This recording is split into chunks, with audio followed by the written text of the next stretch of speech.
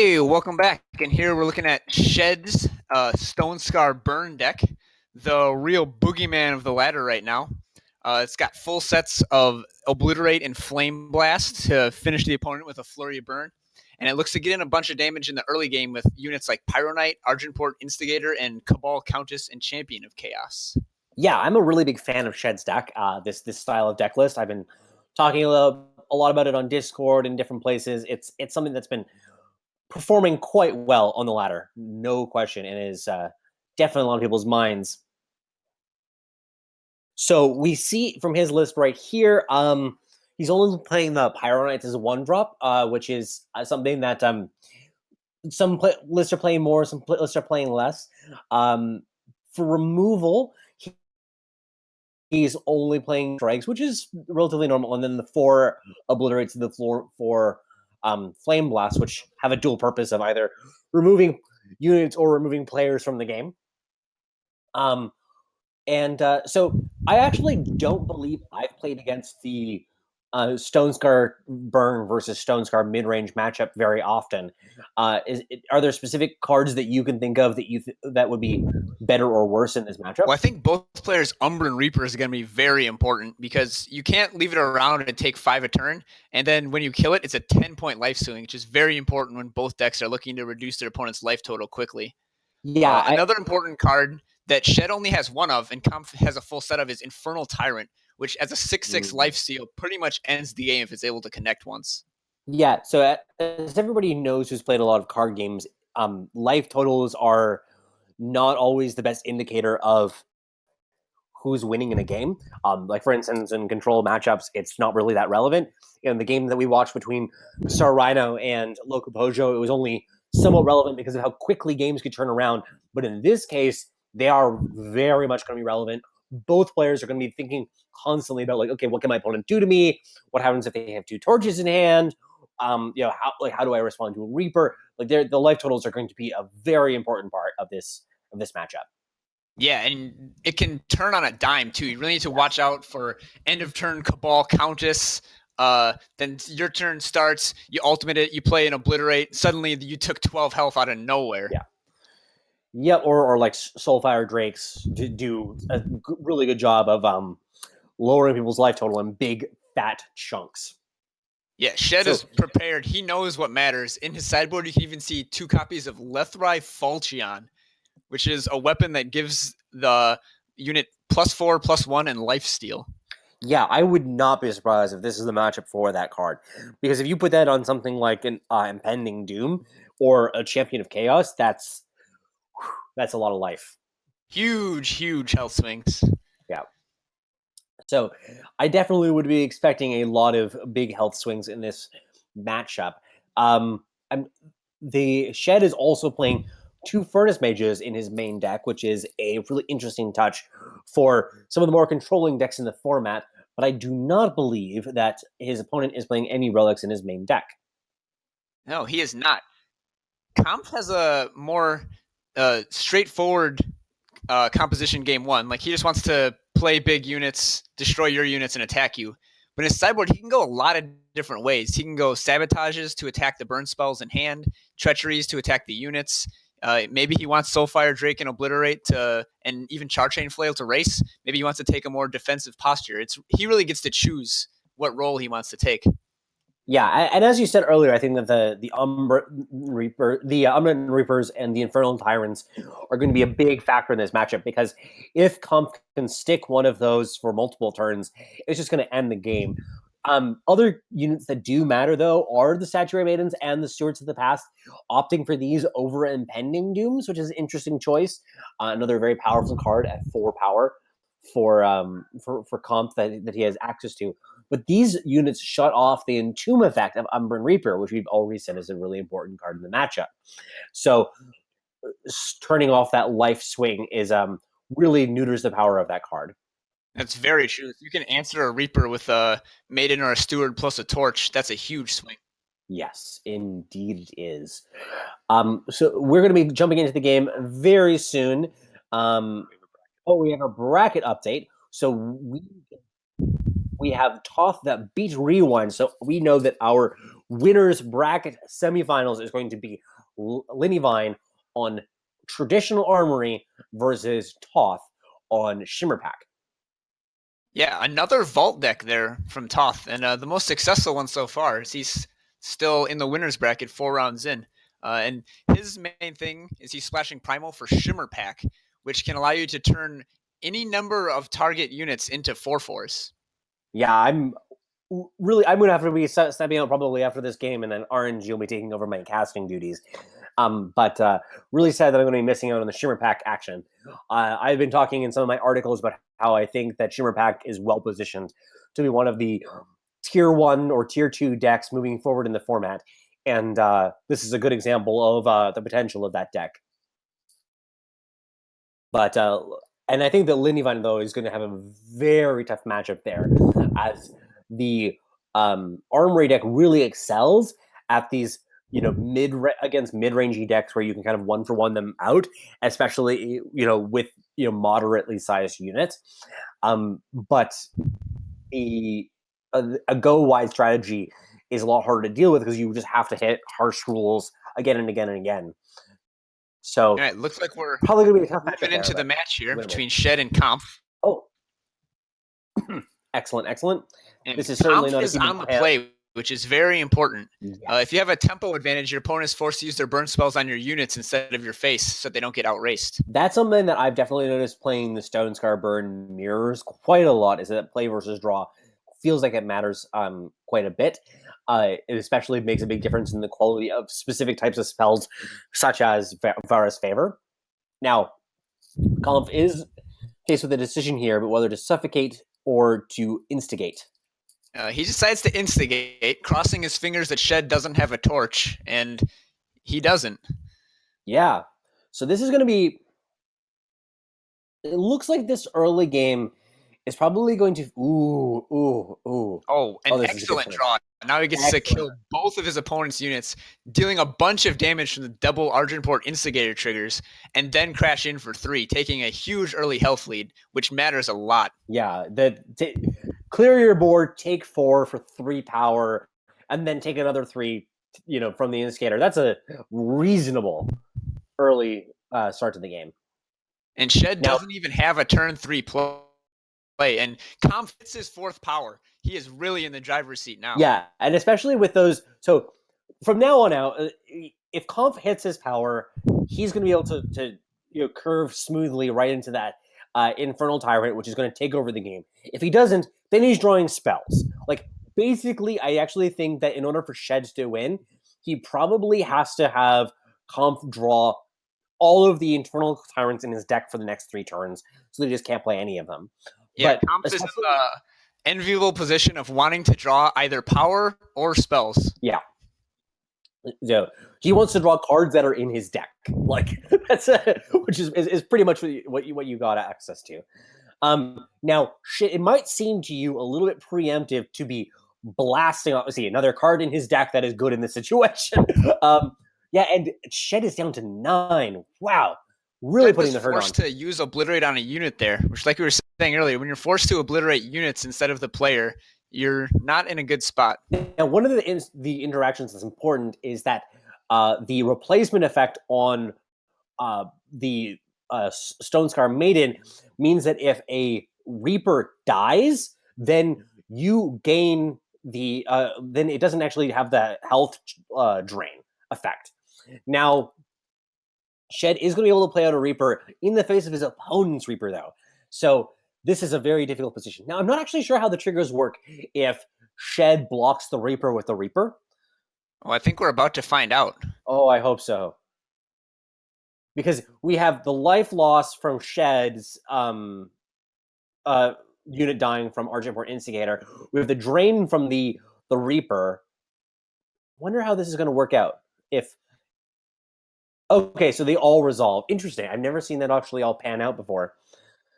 But just a draw of power for Shed, and that was a pretty impressive performance on Kampf's side. Yeah, he started out going first, first. He hit his first few units on time, had that devastating double spell turn on turn 3 to kill both of Shed's units, and just never let off the gas from there. His turn 2 Argenport Instigator probably did 15 damage that Yeah, game. something along those lines. Like, really did a lot of work. And I think that you also are seeing the power of being on the play a bit as well. It just felt like Comp was ahead the entire time.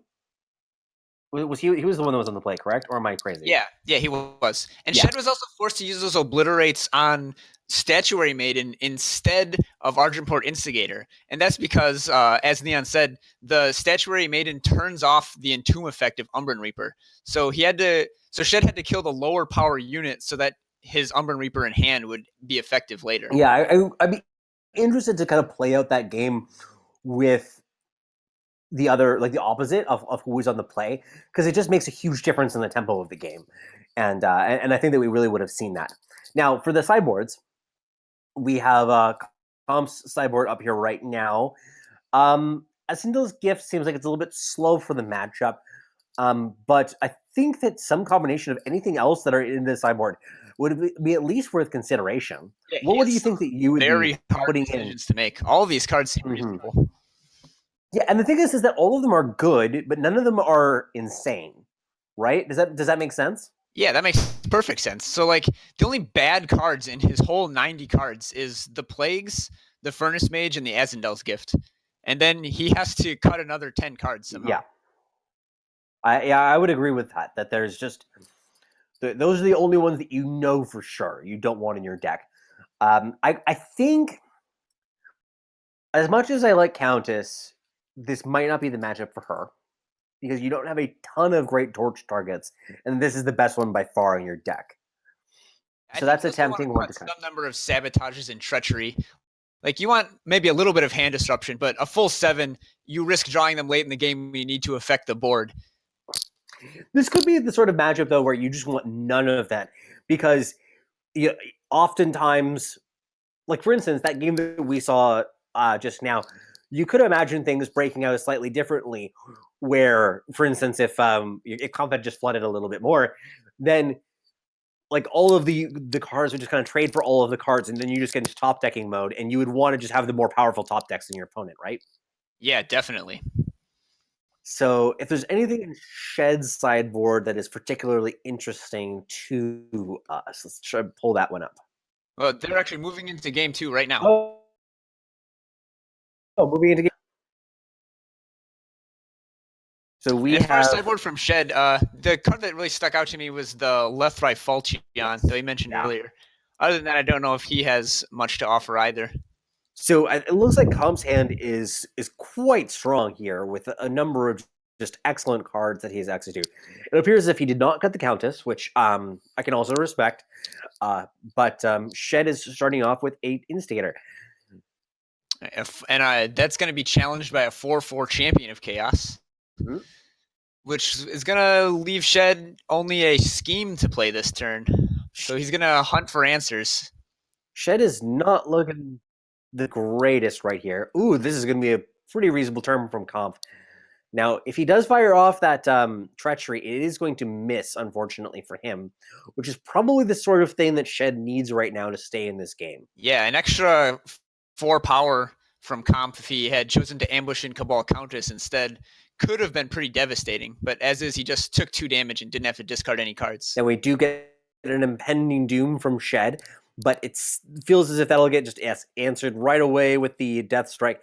So this is one of the things that I've noticed a lot in the Stone Scarred Burn mirrors, which has been like in some respects, like although there are differences in the deck lists, this has been playing out very similar to my experiences in the Stone Scarred Burn mirrors, which is it's really hard to recover tempo in these lists, and if somebody who stumbles in one way or another just tends to die. Yeah, and you can see here Shed having to obliterate units again, and Comp just reloading with yet another champion. Yeah, so we have some slight difficulties with Shed's hand cam, but we're still able to follow Camp's view. We do get a 4/1 granite monument coming down here, attacking for 4. Actually connecting, not being exceptional. Ooh, we have a the Falchion in Shed's hand, that might help recover some of that life loss that through the early stages of this game. If he puts it on this Magma Hound, he will gain 8 health, but then it's going to be turned into a cudgel by this Statutory Maiden. Yeah, that's Statuary rough. Maiden. What do you do here in Shed's position? So you have the option of flame blasting the maiden and then attacking for 4, which doesn't feel great. Or you can just suit up your hound and hope that that 8-point life swing is going to buy you enough time to leverage your cards. Yeah, it's really tough to say. He kind of needs Kampf to brick off and draw a couple power in a row to come back here because he's going to get 2 for 1 by this Maiden. Oh, interesting line here. Okay, so double. Yeah, I like this. For winning himself versus So the maiden. Flame Blast Power Surge effect uses up all of your remaining power, but since he torched first, he was able to do 4 damage with 3 mana and kill that Statuary Maiden and get in with the Magma Now Hound. he is going to have to top deck something here in order to make the game kind of continue on. If he is able to hit something like a Death Strike and clear out that Tyrant, he's in a very good position. But that 8-point life swing is pretty significant. And it's probably going to be coming in here for another 10. Yeah, just all sorts of life swings going back and forth. Shed decides to offer the trade. Yes. Now both players are back up to about 20. Kampf just hot fire off top of his deck. Yeah, Umbran Reaper, one of those pivotal cards. Yep. 10 health swing. Oh, and Shed has opted to board in his Smuggler's Stash. He expects that it's going to be all trading, and then he's going to reload with a stash and win at the end of the game. And he does have enough health here that might work. It's close, though. That Reaper ends games fast. And also that Countess in hand can change the life point calculations pretty significantly out of nowhere. That's true. Shed might make an attack here that leaves him dead to the Countess on the swing back. Mm-hmm. We'll see how it goes.